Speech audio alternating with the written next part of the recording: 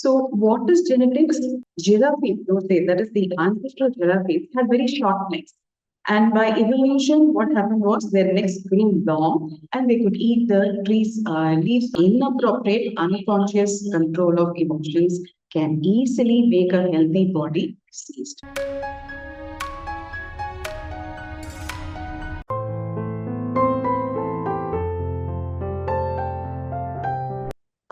Once again, let me introduce myself, Jothilakshmi from Chennai. Today, my Swadhyaya, the book presentation, is going to be on the biology of belief by Bruce H. Lipton. So before going on to the session, let me prepare the PPT. Hope you can all see my PPT now. Is it clear? Thank you.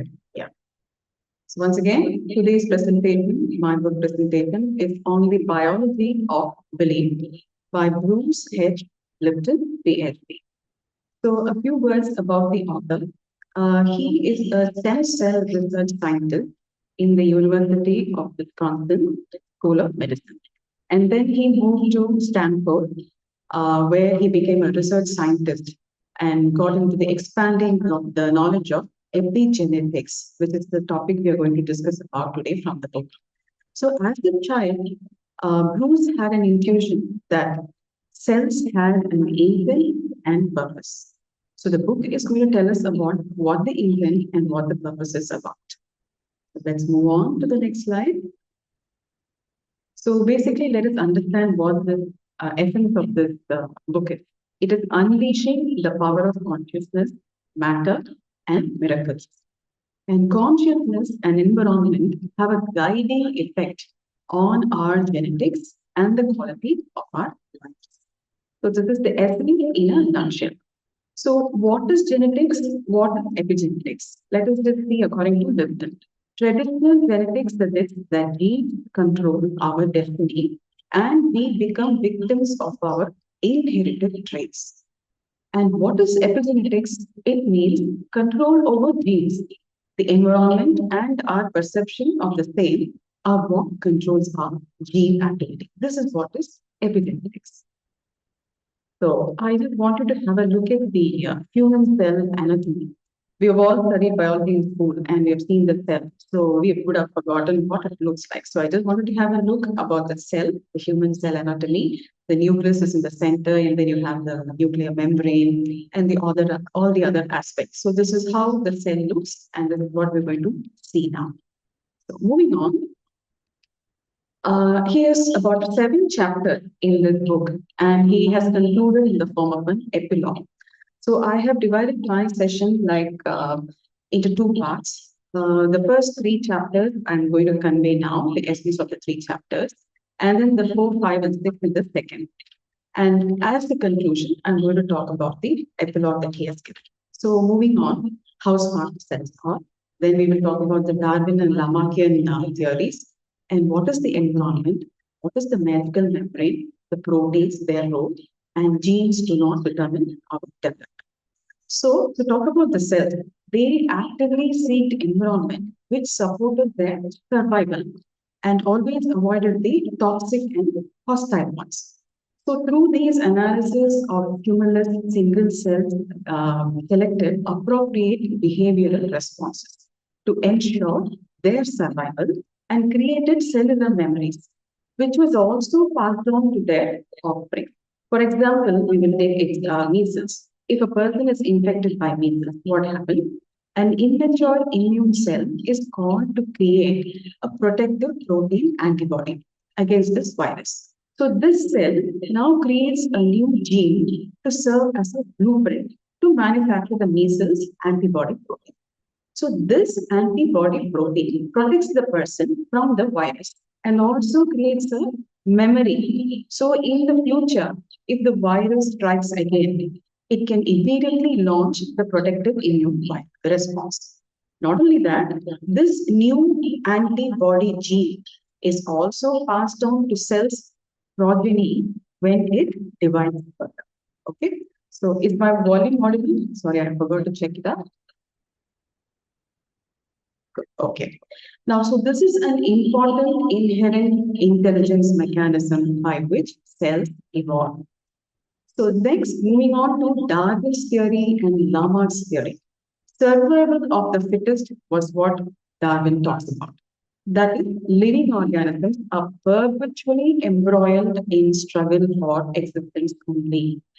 50 years before Darwin, there was another French biologist. He was the first French biologist by name Jean Baptiste Lamarck.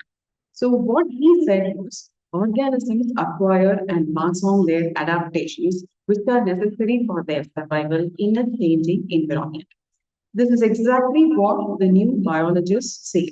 The immune system can adapt to their environments they are in. Bruce also says that giraffes, those days, that is the ancestral giraffes, had very short necks. And by evolution, what happened was their necks grew long and they could eat the trees, leaves of the TOT trees. So that is how the evolution happened. So therefore, according to Lamarck, species evolve as they learn to fit their surroundings. And he also found that organisms often cooperate rather than fight.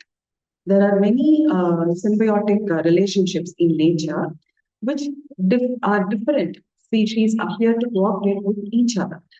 For example, digestive system. You have billions of bacteria to help its functions, without which we will never be able to digest our food. So, interspecies cooperation even affects genes. Now we will see how this Lamarckian theory also moves further to the human body. So the brain of a cell, which controls the behavior, is not the nucleus, but its membrane. Every single cell has its function, that is from digestion to the workings of the immune system. The cells are the most intelligent and smart, and that is why they have been able to survive so long. So, for example, Bruce says that the individual cells were removed from the body and grown in a culture. So, what happened then was the cells actively seeked only the environments they were able to survive, and they avoided the signals, the toxic signals that restricted their growth. And what guides these cells then? It is not the nucleus, as we may think, but where the genetic information, the DNA, is kept in the form of chromosomes. To quote another, Bruce's example, the nucleus was, that is, there was a research where the nucleus was very deftly removed from the cell, and which is called as the brain of the cell generally. But what happened? The cell was still alive, and the cell was alive, back on its feet, intact and functioning very well. So the nucleus is actually the cell's gonad or the sexual organ. So it only had the work of reproductiveness. So the cell's actual brain is the membrane which surrounds the cell. So in fact, the enucleated cells, that is the nucleus when it is removed, it's called as the enucleated cell. So they are used for industrial purposes as living feeder layers in cell culture designed for virus vaccine research. So that is how the cells, the theory goes. And then actually coming to the next part of the chapter, inside the membrane, there are two types of proteins. The receptor proteins, which are the cells, sense organs, and the effector proteins. They are the molecular nano antenna, so which respond to the specific environmental signals. So the receptor proteins, they provide awareness of the environment signals. So together, what happens? This effector and receptor proteins are a stimuli response mechanism comparable to the reflex action. For example, you go to a doctor, you have any pain or something. So he says when the mallet, that is a small stick with a stone, generally they hit it on the knee. The moment the mallet hits the knee, what happens? The reflector sends a signal. And immediately the leg reacts by lifting it. So that is how the effector and the reflector proteins work. So he says if these proteins are removed from the cell, it would become brain dead and will be unable to respond to its surroundings. Therefore, it turned out that there were many weak points to be found in the Darwinian theory and the scientists who followed Darwinian theory. And one more important genetic determination, which was believed that genes governed or determined the biology, and also genes determine the production of proteins that form an organism's theory. So let's see what was that. This theory failed in one area. That is, if biology is determined by genes alone, then the genome needed one gene for one protein, which means that we needed a lakh and 20,000 genes. But we had only 25,000 genes in the human genome. So this theory was ruled out. So what was let us see further what happened. So it was not the genes that determined, it was only our environment, he says. So that is why he says it's the environment stupid. So this was when he had the revelation of this. He was so elated. He was in the Caribbean University teaching for a short while then. So inside our cells, there are a series of regulatory proteins which surround the DNA in the nucleus. So these proteins react with the signals from the environment to help determine the destiny of the cell. So they do this only by allowing certain codes of the DNA to become activated. For example, you see here, if someone has the gene which makes them likely to develop cancer or cardiovascular diseases, arthritis, Parkinson's, whatever it may be, even if they possess this particular gene, it doesn't mean that they have to develop it. So in fact, it depends on whether these regulatory proteins allow these genes to be activated. Only then the person will get affected. So to conclude, programmer lies outside the cell.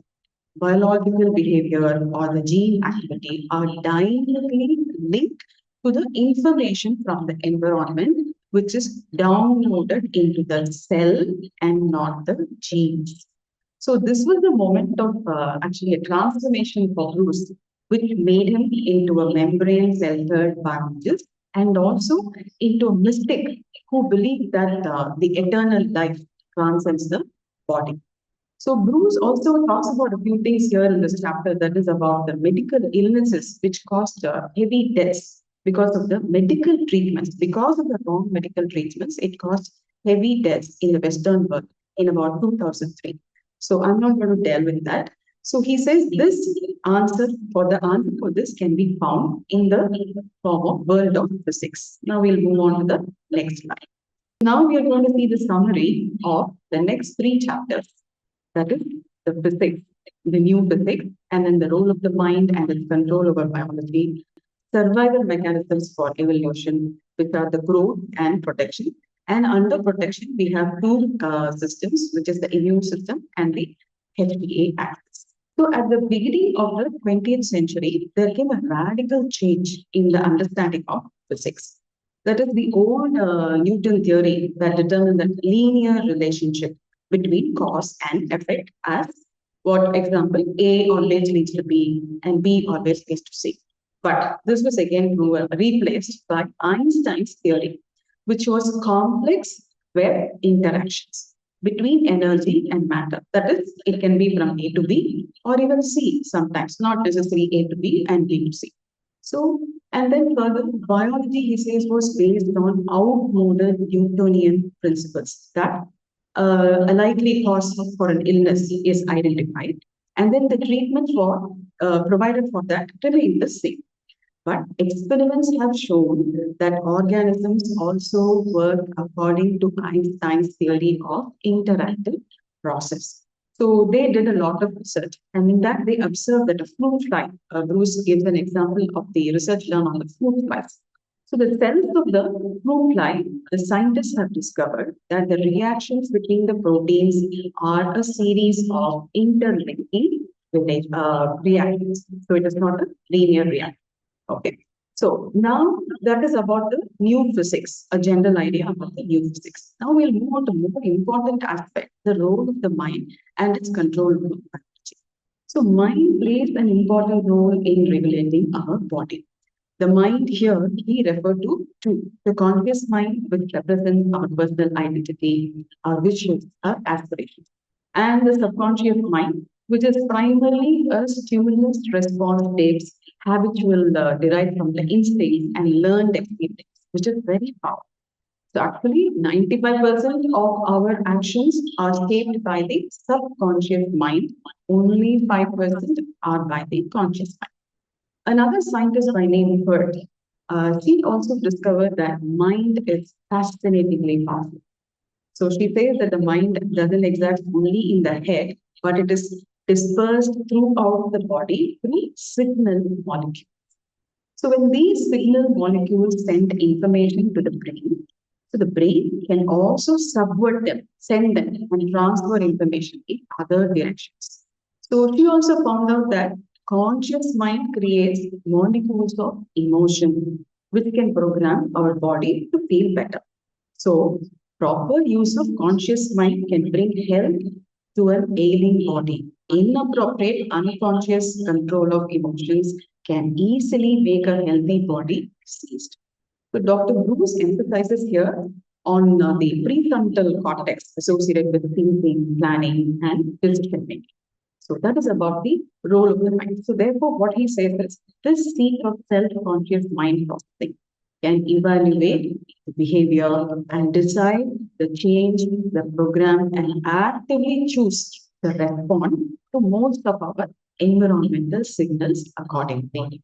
And he also talks about the placebo effect and the nocebo effect. So we all know about the placebo effect. That is, he also says here the main thing that he wants to focus here is that the doctors should use the power of internal resources, and also their mind should be a major topic. For example, he also talked about a research which was done by the orthopedics. There were a lot of patients for knee replacement. So they were divided them into three groups. One had a proper knee replacement. The second had an orthoscopy. The third just had a fake surgery. They just made masks for them to think that they had a surgery. So after the surgery was over and rehabilitation and everything, it was found that the patients who underwent the fake surgery performed very well. And in fact, he quotes one person who was about 70 plus, he started playing basketball. So the placebo effect plays such an important role. And another example for the nocebo effect that he gives is there was an oncologist to whom a shoemaker, a retired shoemaker, went for abdominal pain. And unfortunately, he was diagnosed for esophagus cancer. And the doctor told him that you will not live long, you will only be living for 6 months. This effect had on the patient, and he passed away. So later on, when the autopsy was done, they realized that he did not die of cancer. So what Bruce comes to say here, the placebo effect plays a very important role on the mind of a person. So he says how much the beliefs play an important role on the biology of the person. And in fact, in this chapter, he concludes saying that 8 hours of mindful meditation is sufficient enough to significantly change the vital gene functions. Okay. So that is about the role of the mind, the control over biology and everything. Now we will move on to see the survival mechanisms for evolution. So there are two mechanisms which are helping, that is growth and protection. So growth and protection are the two types of behavior that our bodies display for existence. Then scientists placed actually these cloned human cells in a culture dish. So when the cells were confronted with toxins, they moved away. That is into the protection response. Whereas when they were given nutrients and the nutrients were introduced into the cells, they gravitated towards it. So this is the growth response. So growth happens when we are in a healthy state, like for seeking joyfulness, loving, fulfilling life. That is when the growth happens. As against your response to threat, stressful situations, then you enter into a protection mode. So the growth is completely absent. So if we see here, growth is completely straightforward. Now we come to the protection response. So this contains more than one mechanism. So the first mechanism, as we see, is the immune system, which takes care of the body's defenses against bacteria and viruses. The second one is the powerful mechanism, which is the HPA axis, and it is called as the hypothalamus pituitary adrenal axis. So this is based on our nervous system, which is also known as fight or flight response. Bruce here gives you an example. What if we come face to face with a lion? The body will immediately prepare to either confront or run away from the situation. So this mechanism is stronger because we have frequent exposure to external threats throughout the evolutionary process. So there are a lot of experiments being done here in this chapter for survival mechanisms, growth and protection. But I can't go deep into this. But what eventually Bruce talks is in 2013, after a lot of study, it was said that the physiological and psychological state of deep rest is induced by practices like meditation, mindfulness, yoga, deep breathing, prayer. So what he says is they produce immediate changes in the expression of genes, which are involved in immune function, energy metabolism, and even the insulin secretion. So that is how powerful these protections can be. Let's move on to the next slide.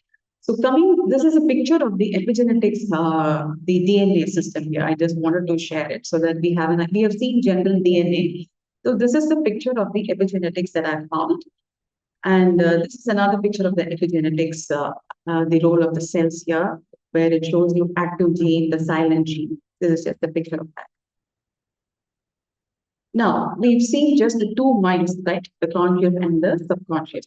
So what is activating our genes on and off? And he says, should we make peace or war? As you see here, we see that the 5% of the conscious mind is only working and the 95% of the subconscious mind takes over. So moving on, now we come to the most important chapter, the last chapter in the book, which talks about conscious parenting. So as you see in the picture, before the age of 5 or 7, whatever we learn gets registered in the subconscious mind. So what is this conscious parenting? So now whatever we have seen so far from the learning from the earlier chapters, we can now utilize this knowledge in our own lives. So the most important area we can apply this concept is conscious parenting. So parents have an overwhelming influence on the mental, physical attributes of the children they raise. They are the genetic engineers. So it starts what is it say? It starts even before the child is born. In fact, he says there is a concept called as genomic imprinting process. So even before the parents conceive, he says you can create environments to have a wonderful child, a well brought up child, right, with the brain development. So that is another aspect which he talks about elaborately in the book. So now moving further, the quality of life in the womb is actually being influenced by its surroundings. So scientists believe that the conditions in the womb can determine whether the children will be susceptible to poor health conditions like diabetes, cardiovascular, strokes, etc. later in life. So depending on that, we have to provide surroundings to the child when we are carrying the child in the womb. So parents therefore have to ensure that they give the children the best possible start by making the womb an ideal place to flourish. So generally, what they say when women get pregnant: eat good food, nutritious food, sleep well, keep your surroundings well. But they should also ensure that the program they give to the child should be a best start of their life. So the parents' actions help determine how a child experiences the world. For example, what will scare them and what will be comfortable for them in their life. So therefore, they should make sure that the child is not programmed with unnecessary fear or stress.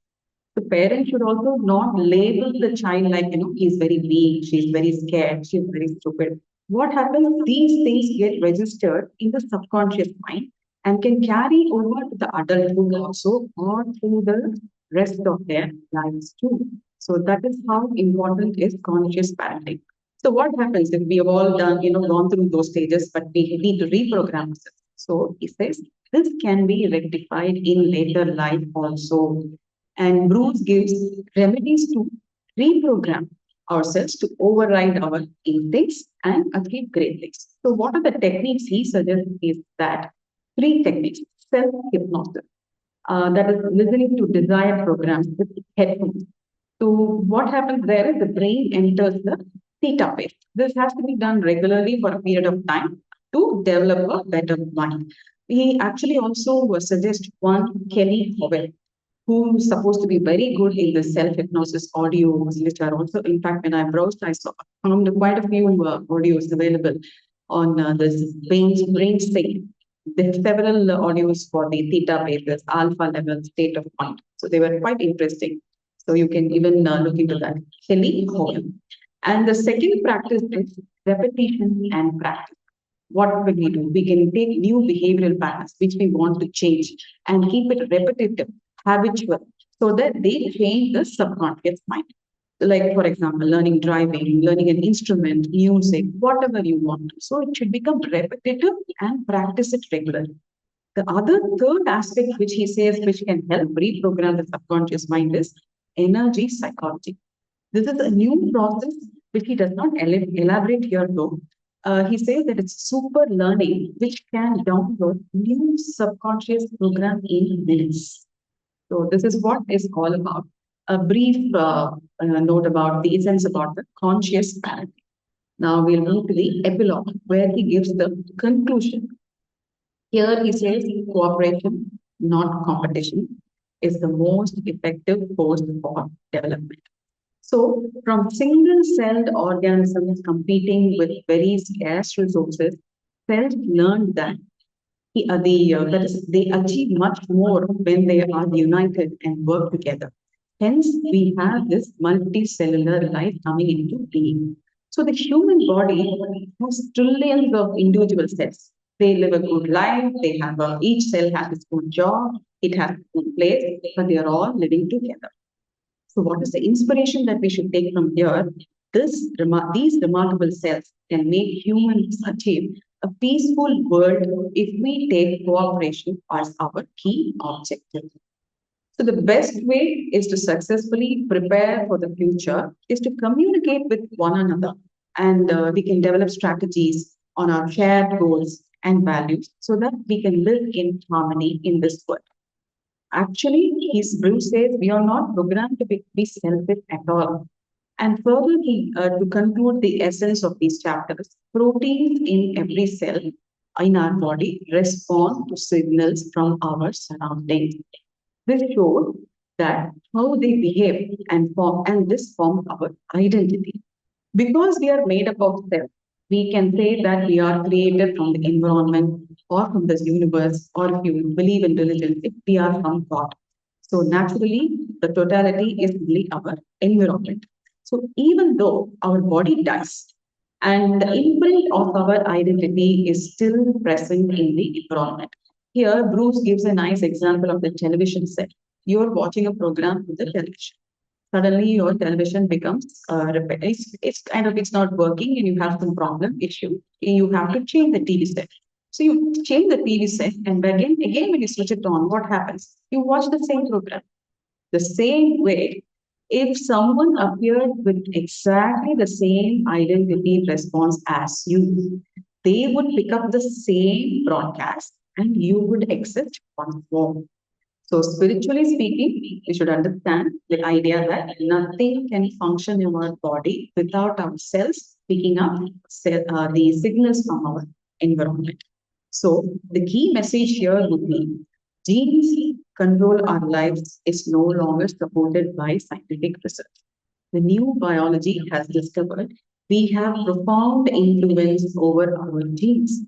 And scientists involved in new biology, Bruce says, should dedicate their efforts to better understanding the mechanisms to help overcome its problems. So, this is actually the conclusion that I have given from whatever I understood from the book. So, moving on, I would like to finish with an example, a very important personal experience that he has shared at the epilogue of Anita Murji. So she lived in India before her marriage, and when her marriage was, it's in a sense arranged marriage fixed by her father, she was not interested in the marriage, and so she walked out of the marriage. And later on, she got married and she lived in Hong Kong. But it so happened she developed cancer, and the cancer became so intense that her body was full of lumps, and it was as bad as a skeleton. So the doctor said that she was in the last stages and asked her husband to inform her relatives. So during the stage of coma, when she fell into coma, actually the experience that she had made a big revolution.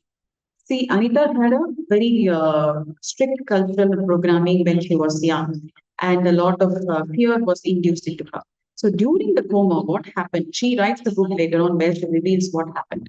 So during the coma, she actually travels into the other world. She was very much aware of what was happening in the hospital, inside her room, and in fact, even about her brother who reacted to her situation in India. So she travels to the other world, meets her other people, the souls who have passed on there. She feels only love, experiences self love, and so much of serenity there in that atmosphere. And she happens to meet her father. So when he meets her father, he immediately asks him, "Are you upset with what I did during before the marriage? Because I did not accept your marriage." So he says, "No, my dear, I did not. I did not get upset at all. I'm very happy because you are having a happy life." So this incident, this talk with her father's soul, made a lot of change. And again, she was asked by the other world whether she would like to stay here in the same environment, serene environment, or would like to go back. She opted to come back because her husband had sacrificed so much for her. The 4 years he was by her side, leaving the job and taking care of her. So she came out.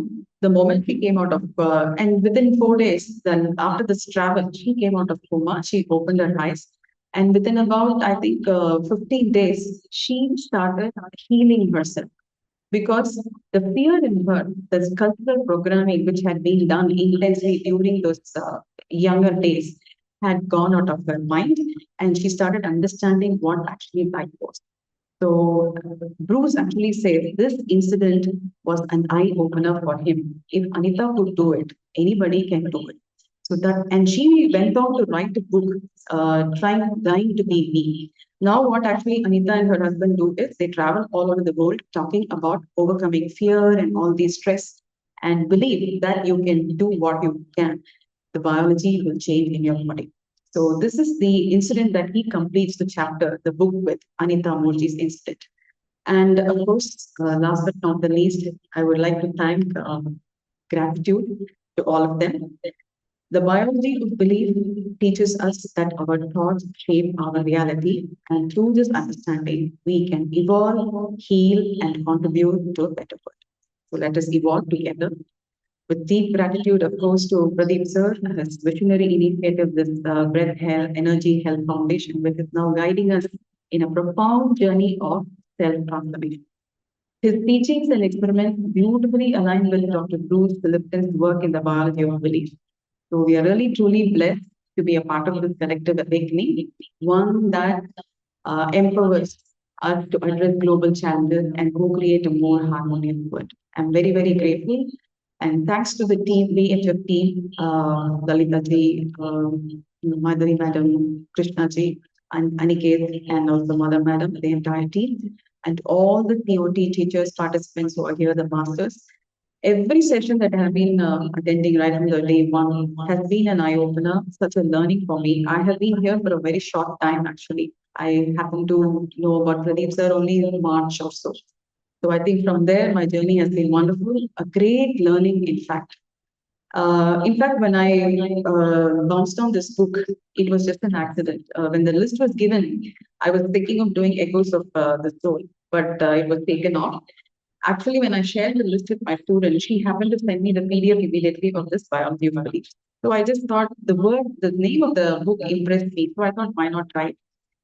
And when I started reading, in fact, I felt, why did I choose this book? It was so difficult to understand, the science behind it.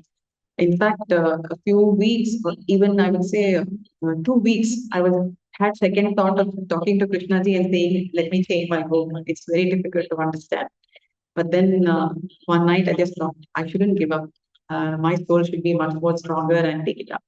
Then I took it up as a challenge and I started reading. When I came to the fourth chapter, that is where I had a revelation and a transformation.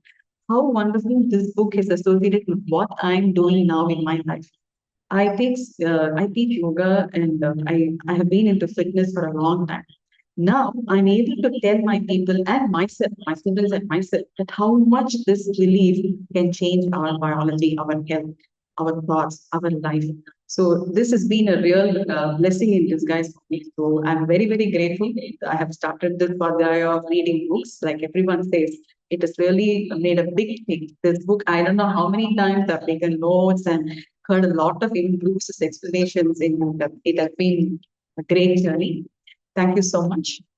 And my doubt is, Yes. like 8 hours of meditation, Yes, it will yes. feel some pattern of our. Yes, that's what he says. He Yeah. doesn't say whether it has to be done every day or 8 hours. But he has mentioned that an 8 hour meditation can change the genes, can make an impact of the genes.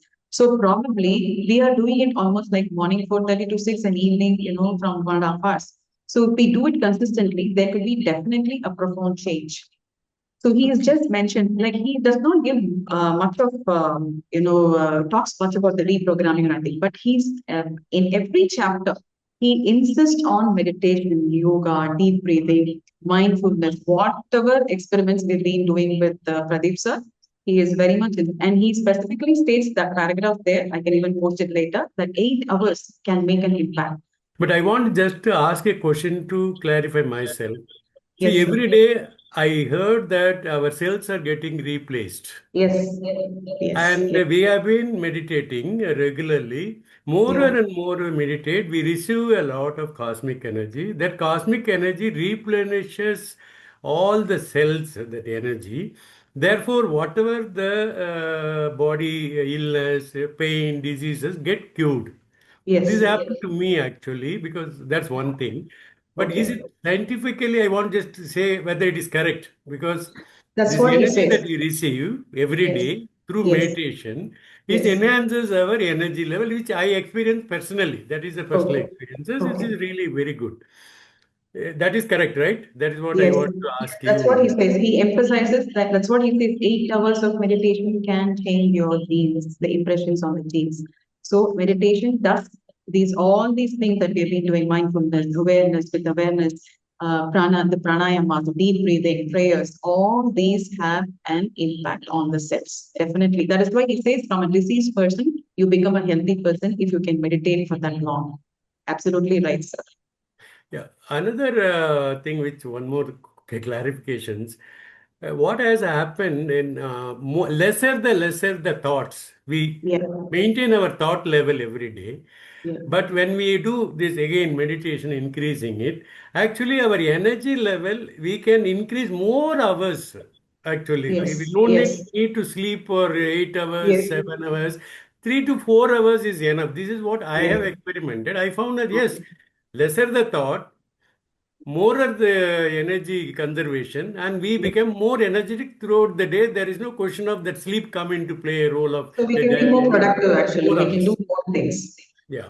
We can do more. So you can, Pradeep sir is a standing example. He does so much. He's round the clock working with globally with so many students and, reaching out to future goals and everything. So that is an example that we can be more productive. So I think he's the right example.